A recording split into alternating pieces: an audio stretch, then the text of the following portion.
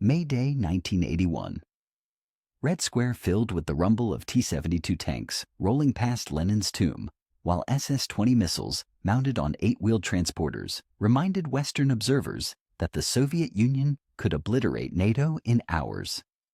Defense analysts in Washington watched the parade footage and saw an empire at its apex. Charles Wolfe Jr. saw something different. Wolfe worked in a cramped office at Rand Corporation in Santa Monica, surrounded by stacks of Soviet economic reports that most people considered propaganda. The CIA had been tracking Soviet military spending for years, but they were using the wrong metric, counting weapons instead of measuring what those weapons cost to produce. Wolfe had spent 15 years developing a methodology nobody else trusted, calculating the Soviet defense burden as a percentage of actual gross national product, not the inflated numbers Moscow published. The math was brutal. Every hour Wolfe spent cross-referencing Soviet industrial output against their published economic data revealed a deeper problem. In 1980, the Soviet Union produced 147 million tons of steel, more than the United States. They manufactured 2.2 million tractors. Their coal mines extracted 716 million tons annually. Impressive numbers on paper, but Wolfe noticed the Soviets needed 3 times as many workers to produce the same output as American factories. Their inefficiency wasn't just cultural, it was structural. His breakthrough came from studying energy consumption. Soviet factories used 340 million tons of oil equivalent annually for industrial production. American factories used less, but produced more finished goods. Wolfe calculated that Soviet industry operated at roughly 37% the efficiency of Western manufacturing. That single number changed everything.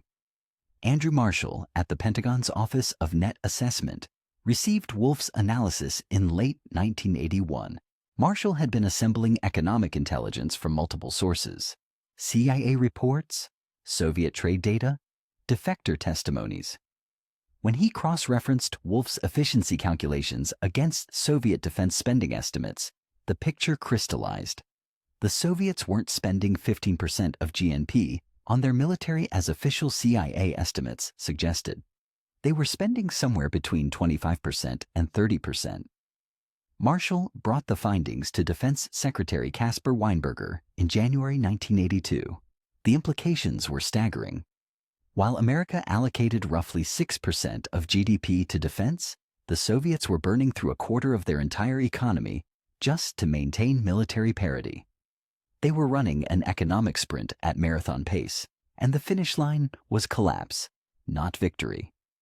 The analysis revealed something even more critical. Soviet civilian technology was falling further behind every year. Their best microprocessors in 1982 matched American chips from 1975, a 7-year gap that was widening. The Soviets could build magnificent tanks and missiles because they concentrated their top engineers and resources on military projects. Everything else, consumer goods, infrastructure, agricultural equipment, received whatever remained. The economy wasn't growing. It was cannibalizing itself. Wolfe's team calculated that Soviet GNP growth had slowed from 5.2% in the 1960s to just 2.1% by 1980. Meanwhile, their defense spending kept climbing. The trajectory pointed to a mathematical inevitability. The Soviet Union couldn't sustain its military posture and maintain a functioning civilian economy. Not for decades, maybe not even for years. The weakness wasn't visible in parade footage. It was buried in balance sheets that revealed an empire already bleeding out. Robert Noyce didn't think about geopolitics when he invented the integrated circuit in 1959. He was trying to solve an engineering problem at Fairchild Semiconductor: how to cram more transistors onto a single piece of silicon without the whole thing shorting out. By 1982, his solution had become America's most effective Cold War weapon, and the Soviets couldn't steal it. The problem wasn't espionage. Soviet intelligence had obtained detailed blueprints for American chips. KGB agents photographed manufacturing specifications. The Eastern Bloc recruited engineers who'd worked at Intel and Motorola. They had the plans. What they didn't have was the industrial ecosystem to execute them. Gordon Moore, Noyce's partner at Intel, had discovered something the Soviets couldn't replicate, a manufacturing process so precise it required capitalism's chaos to function. In 1982, Intel's fabrication plant in Santa Clara was producing 8-286 processors with 134,000 transistors etched onto silicon wafers using photolithography at 1.5 micron resolution. The process required 300 individual steps, each one dependent on specialized equipment from dozens of different suppliers. The Soviets tried copying Intel's Fab 7 production line in Zelenograd, their electronics hub outside Moscow. They reverse-engineered the machinery. They matched the chemical processes. Their engineers knew the theory perfectly. But American semiconductor manufacturing wasn't a single technology. It was an interconnected network of innovations happening simultaneously across hundreds of companies. Applied Materials in Santa Clara made the plasma etchers that carved circuits into silicon. Ultratech in San Jose produced the photolithography steppers that projected circuit patterns onto wafers. Lam Research developed the chemical vapor deposition systems. Each company was iterating its technology every 6 months, filing patents, competing for contracts, pushing boundaries because survival meant innovation. The Soviet system couldn't replicate that velocity. Zelenograd's facilities answered to Gosplan, the state planning committee in Moscow. Procurement decisions required approval chains that stretched across ministries. By the time Soviet engineers received new equipment specifications from the Ministry of Electronics Industry, American companies had already moved 2 generations ahead. Vladimir Shcherbon headed the Soviet microelectronics program in 1983. His team at Research Institute Elion could fabricate chips with 16,000 transistors, matching American capabilities from 1978. The 5-year gap wasn't closing, it was expanding. American companies were doubling transistor density every 18 months, exactly as Moore had predicted in 1965. Soviet fabs were adding capacity every 4 years. The consequences cascaded through every Soviet weapon system. The MiG-29 fighter entering service in 1983 used avionics computers with processing power equivalent to an Apple II. American F-15s flew with chips 10 times more powerful. Soviet radar systems required massive ground-based processors because their airborne computers couldn't handle the calculations. American AWACS planes did the same work with equipment that fit in a modified Boeing 707. Shcherbon understood the mathematics. His team calculated they needed $40 billion in capital investment to build a semiconductor industry that could match American commercial production from 1980. The entire Soviet electronics budget for military and civilian applications was $8 billion annually. They were fighting an economic war with inadequate ammunition. The genius of the American semiconductor advantage was its invisibility. There were no dramatic press conferences announcing chip superiority. No Pentagon briefings about transistor counts. Just engineers in California labs, optimizing yields, shrinking features, competing for market share, unintentionally building the technological foundation that made Soviet military parity impossible. Edward Teller walked into the Oval Office on September 14, 1982, carrying a briefcase full of physics equations that would terrify the Soviet Union without firing a shot. The 74-year-old physicist had helped build the hydrogen bomb. Now he wanted to convince Ronald Reagan to announce a defense system that violated every known principle of weapons engineering. The concept was theoretically simple: put lasers in orbit, shoot down incoming missiles during their boost phase before they released multiple warheads, destroy Soviet ICBMs while they were still climbing through the atmosphere, their exhaust plumes bright targets against the cold darkness of space. One problem: nobody knew how to build a laser powerful enough to burn through a missile's casing from Jabern 200 kilometers away. Teller had run the calculations at Lawrence Livermore National Laboratory. A space-based laser interceptor needed to deliver at least 20 megajoules of energy onto a target the size of a telephone pole moving at 7 kilometers per second. The laser had to track, lock, and fire in under 3 seconds. Current chemical lasers produced maybe 2 megajoules in laboratory conditions, and they were the size of school buses.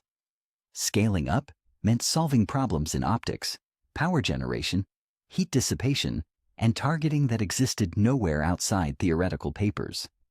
Reagan listened to Teller describe X-ray lasers pumped by nuclear explosions, particle beams accelerated in space-based colliders, and kinetic kill vehicles that would ram into warheads at orbital velocities.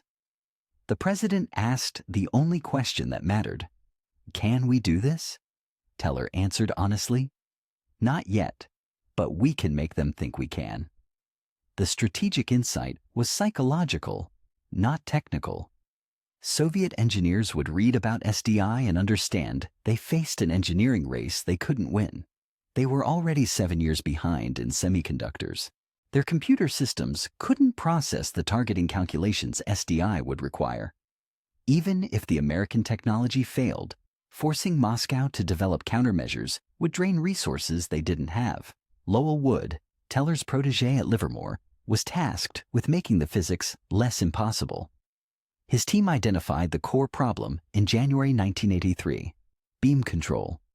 A laser powerful enough to destroy a missile would diffract across 200 kilometers of space, spreading its energy across square meters instead of square centimeters.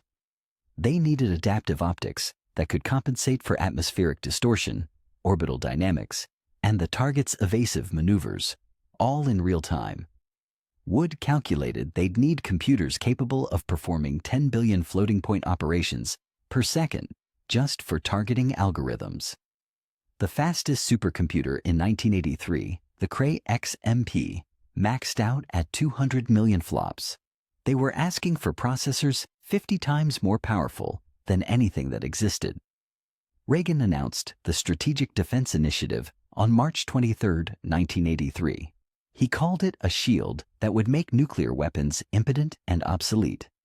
Pentagon scientists called it technically unfeasible. Soviet leadership called it a catastrophic threat. The genius was that both assessments were correct. SDI didn't need to work. It needed to be plausible enough that Moscow had to assume it might work. That assumption would force them into a technology race where American innovation velocity, the semiconductor ecosystem, the computational power, the adaptive manufacturing, made Soviet victory impossible. Teller had weaponized uncertainty. The physics didn't matter. The engineering race did. Yuri Andropov received the SDI briefing in his Kremlin office 12 days after Reagan's speech. The KGB chairman had just become general secretary, and his intelligence analysts had compiled a 200-page assessment of American laser weapons research. The conclusion made his next decision inevitable. The Soviet Union had to build countermeasures they couldn't afford against weapons that didn't exist. Soviet military planners established 2 parallel programs. The first, codenamed SCIF, would develop their own space-based lasers. The second, Cascade, would create systems to overwhelm American defenses with cheaper decoys and maneuverable warheads. Both programs faced the same obstacle. Soviet industry, you couldn't manufacture the components fast enough. Anatoly Savin ran the laser development program at NPO Astrophysica in Moscow. His team had successfully tested a ground-based chemical laser called Terra 3 at the Sari-Shagan test site in Kazakhstan. The system could track satellites and, in theory, damage optical sensors at orbital altitudes. Putting that capability in space required solving problems American engineers were still struggling with. The power requirements alone were staggering. Savin calculated that a space-based laser platform needed to generate 8 megawatts of continuous power, equivalent to a small city's electrical grid, in a package that could survive launch and operate in vacuum. Soviet solar panel technology in 1984 produced roughly 180 watts per square meter. They'd need solar arrays the size of football fields. The structural engineering to deploy and stabilize those arrays didn't exist in any Soviet design bureau.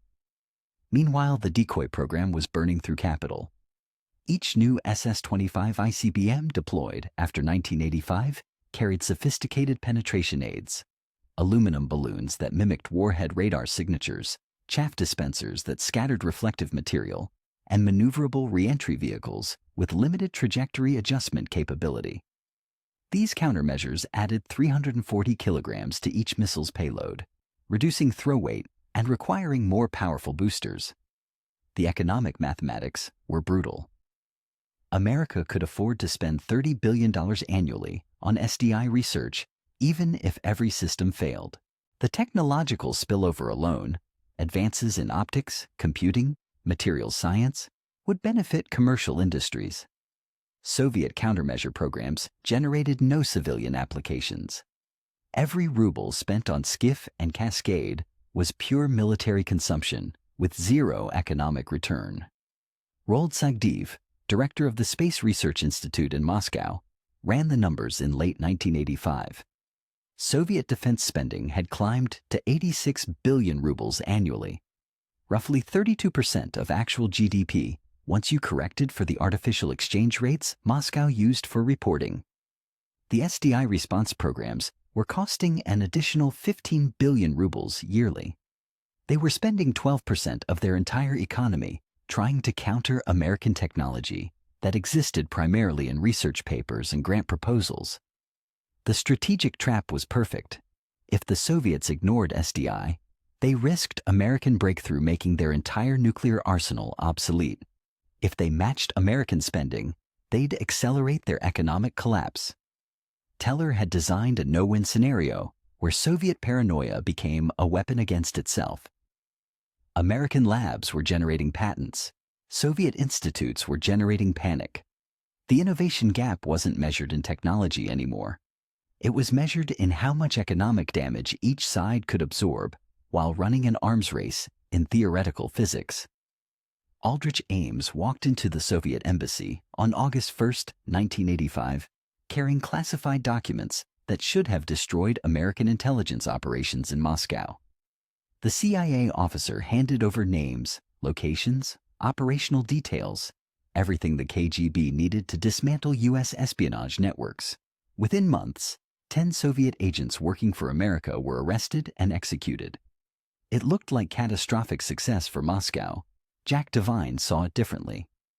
Devine ran Soviet counterintelligence operations from CIA headquarters in Langley.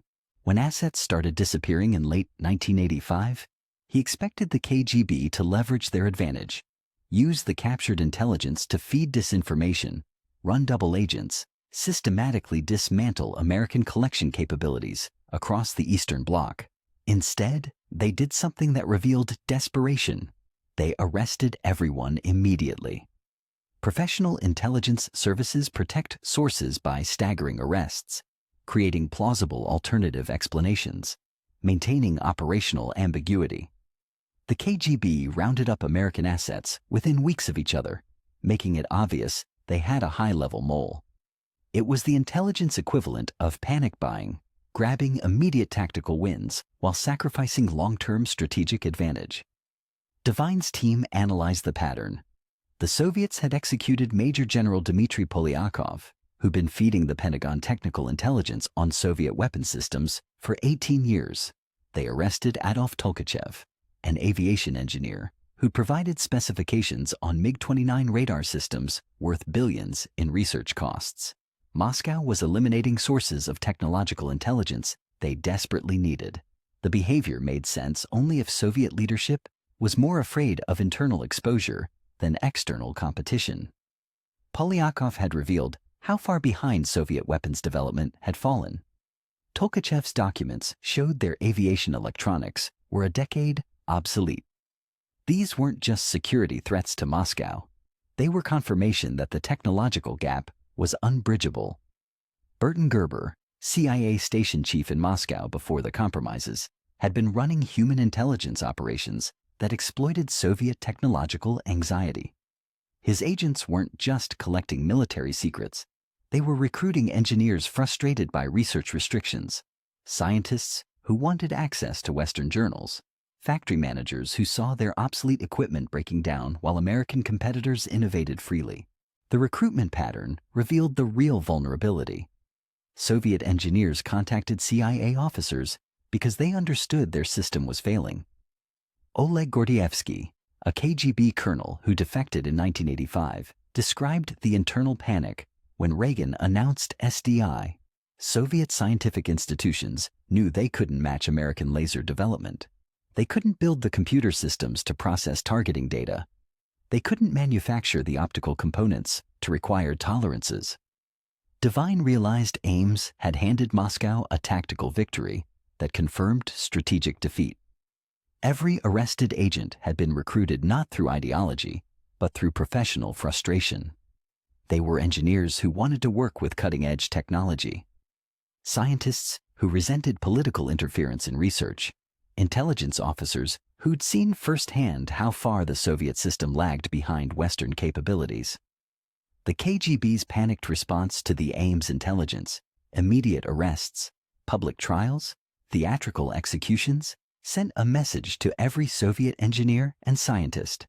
Dissent meant death. It reinforced the system's rigidity. Exactly when Moscow needed flexibility and innovation most. Fear was a terrible motivator for technological breakthrough. By 1987, CIA analysis showed Soviet intelligence recruitment of American sources had dropped 40%, not because KGB tradecraft had improved, but because Soviet intelligence officers had nothing valuable to offer potential assets. American scientists weren't tempted by access to outdated Soviet research. The espionage war was becoming one-sided for the same reason the technology race was. One system generated innovation, the other consumed it. Valery Legasov arrived at Chernobyl on April 26, 1986, 12 hours after reactor number 4 exploded. The deputy director of the Kurchatov Institute of Atomic Energy was considered the Soviet Union's leading nuclear chemist. What he found in the rubble of the power plant wasn't just a catastrophic accident. It was physical evidence of the technological rot spreading through Soviet engineering.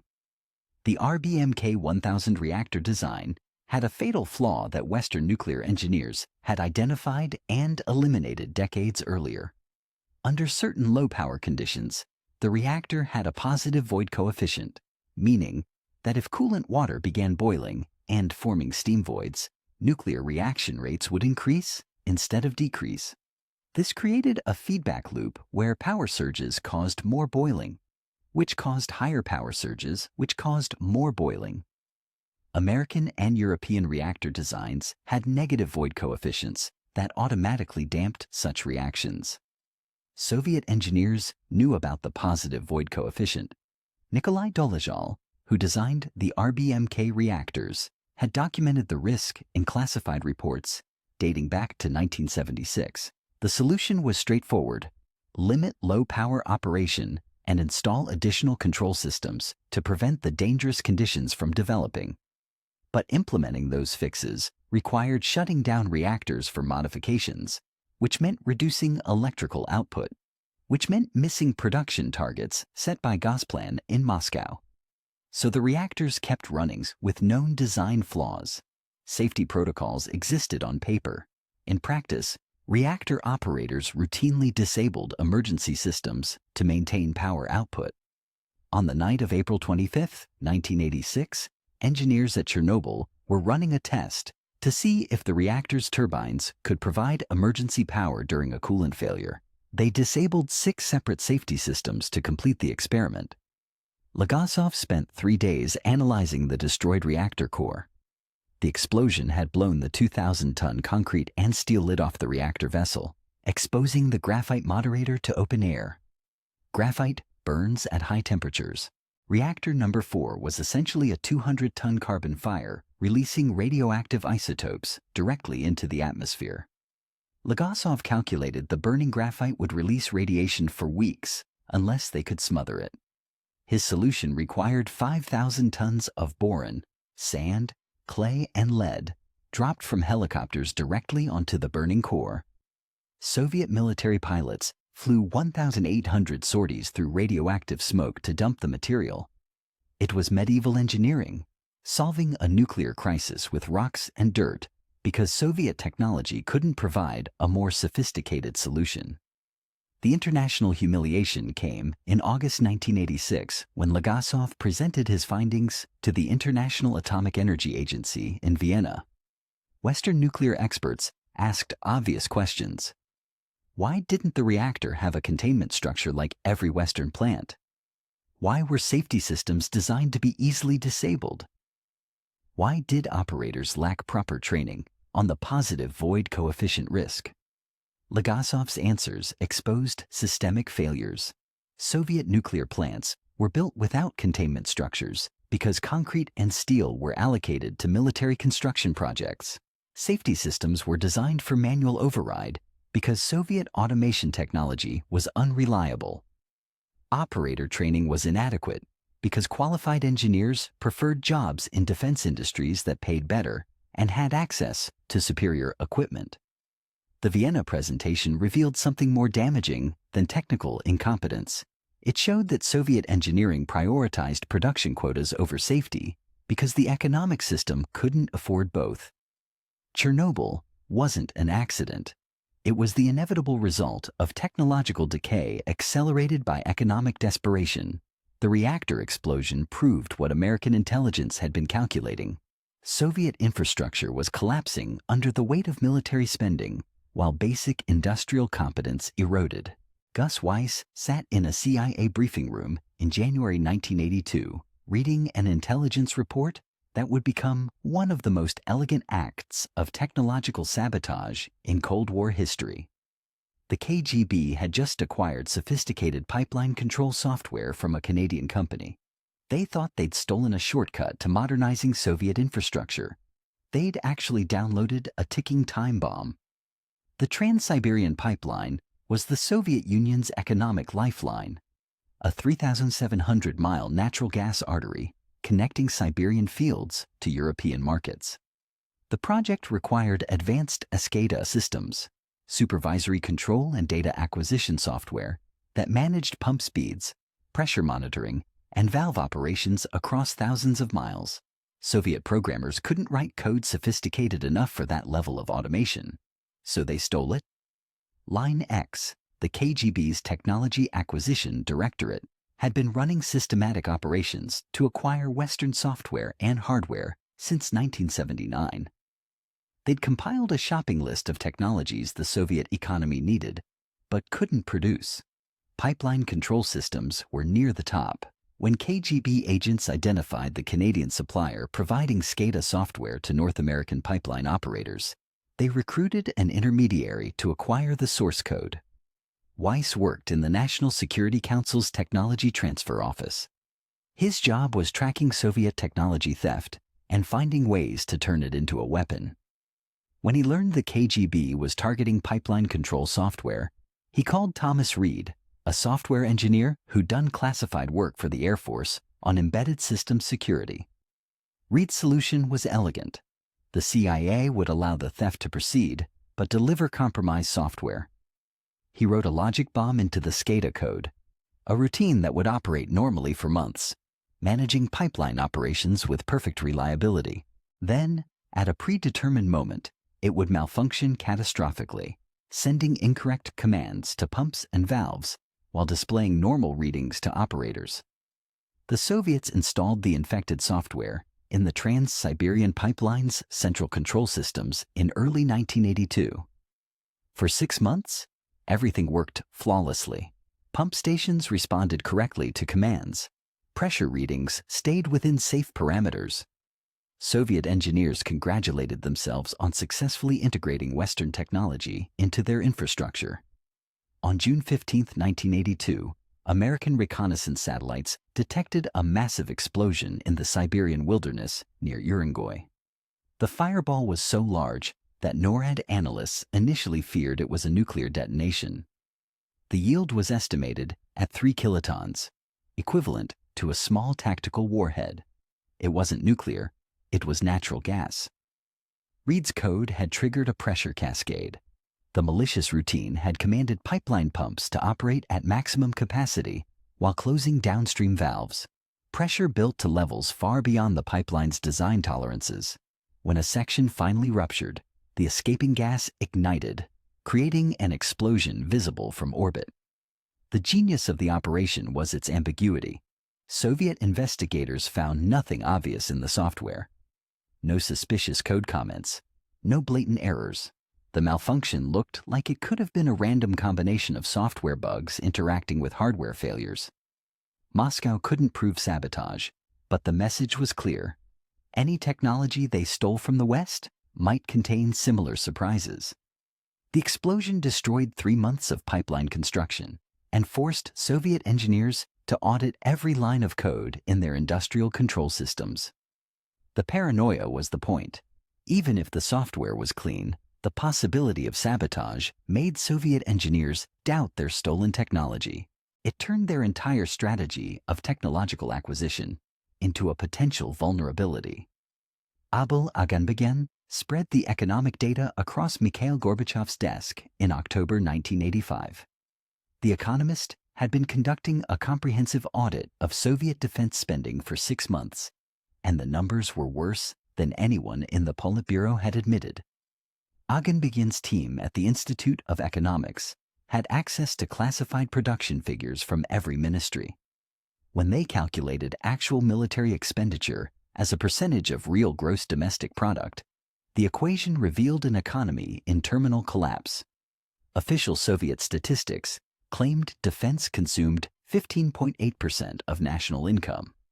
Aganbegyan's analysis showed the real figure was between 38% and 42%. The discrepancy came from how Moscow measured GDP. They counted gross industrial output, the total value of everything produced, without subtracting the value of inputs. It was the economic equivalent of counting the same dollar twice. When Aganbegyan recalculated Soviet GDP using Western methodology, measuring value added, not gross output, the denominator shrank dramatically. Soviet GDP in 1985 was roughly 777 billion rubles, not the 1.2 trillion rubles official statistics claimed. Military spending was approximately 310 billion rubles annually.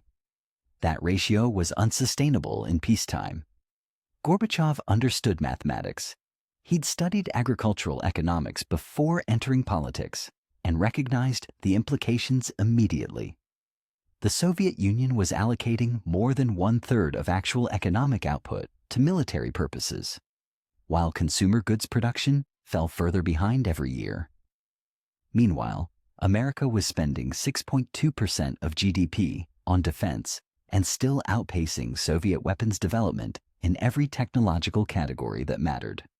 Nikolai Ryzhkov, chairman of the Council of Ministers, provided the industrial context. Soviet factories were operating with equipment averaging 18 years old. American manufacturing plants replaced machinery every 7 years.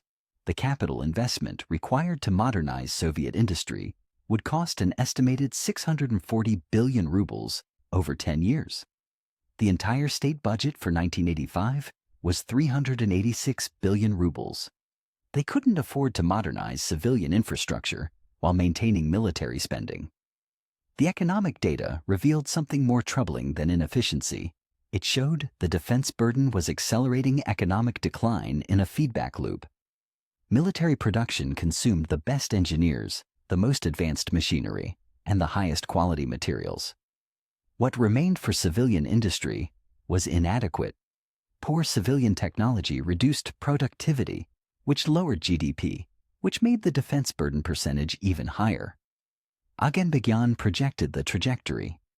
If military spending remained constant at 310 billion rubles, while GDP growth continued at the current 2.1% annual rate, defense would consume 45% of GDP by 1990. At that level, basic consumer goods production would collapse entirely. Food shortages would become chronic. The Soviet Union would look like a military garrison state with a North Korean living standard. Gorbachev had 3 options, all of them politically catastrophic. First, maintain current defense spending and accept economic disintegration. Second, cut military budgets unilaterally, and risk appearing weak to hardliners in the Politburo and the Red Army. Third, negotiate arms reductions with Reagan that would allow parallel cuts in both superpower arsenals. The mathematics eliminated options 1 and 2. The Soviet economy couldn't sustain current defense levels for another 5 years. Unilateral cuts would trigger a military coup. That left negotiation as the only viable path, regardless of how much it looked like capitulation to Washington. The calculator had delivered its verdict. The Cold War wasn't going to end through military victory or ideological triumph. It would end through bankruptcy and simple arithmetic. Hans Dietrich Genscher stood at the West German embassy in Prague on September 30th, 1989, watching thousands of East Germans pour through the gates seeking asylum. The foreign minister understood what the television cameras didn't. This wasn't a refugee crisis. It was the visible collapse of an economic system that couldn't match Western technological progress.